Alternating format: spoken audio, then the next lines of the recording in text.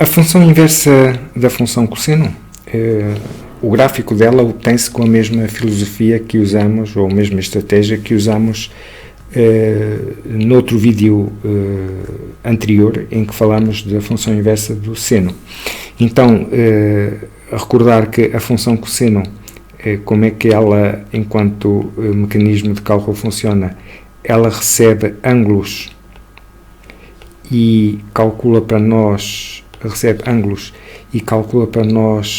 cossenos desses ângulos, calcula cossenos,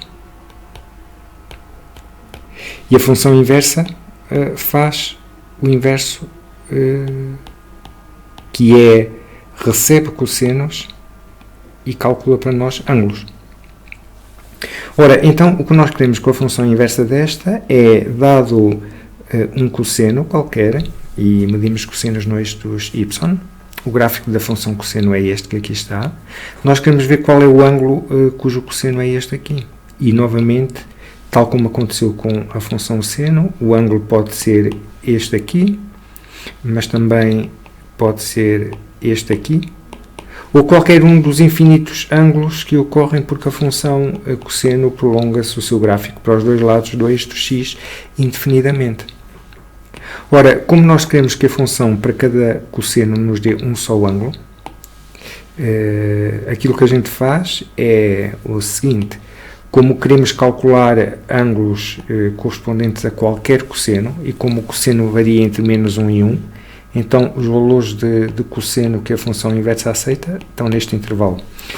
E o que nós fazemos aqui é, no nosso gráfico, selecionar uma parte dele, pode ser esta aqui, que nos permite, em termos do eixo vertical, varrer os valores de 1 até menos 1, portanto responde a qualquer valor deste tipo, neste intervalo, mas como função inversa só nos devolve ângulos no intervalo 0π. Por exemplo, se eu marcar este cosseno agora, o único ângulo que vou obter é este, e se marcar este cosseno, o único ângulo que vou obter é este aqui. Portanto, esta é uma maneira da gente poder obter uma função inversa, em que para cada cosseno tenhamos um só ângulo.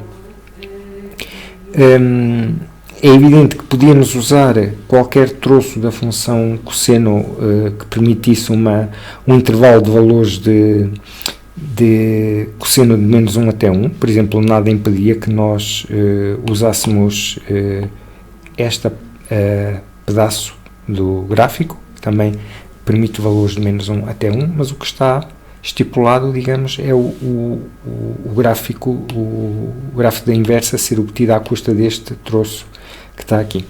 E o gráfico da inversa agora obtém-se como? Trocamos os papéis do x com o y, e a função usa a mesma curva, mas para calcular usada no sentido inverso, digamos assim, e o que o observador vê enquanto gráfico, o eixo do x do observador que está a olhar para o gráfico da função inversa passa a ser este, com a parte positiva para ali, e ele vê a curva.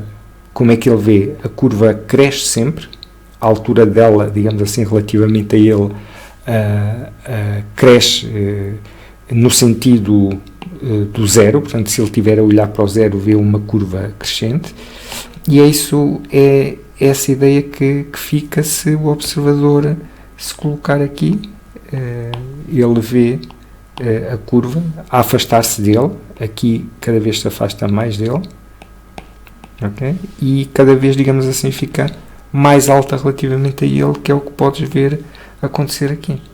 Portanto, esta curva é exatamente esta que aqui está, mas do ponto de vista deste observador. E este é o gráfico da função inversa de arco-cosseno.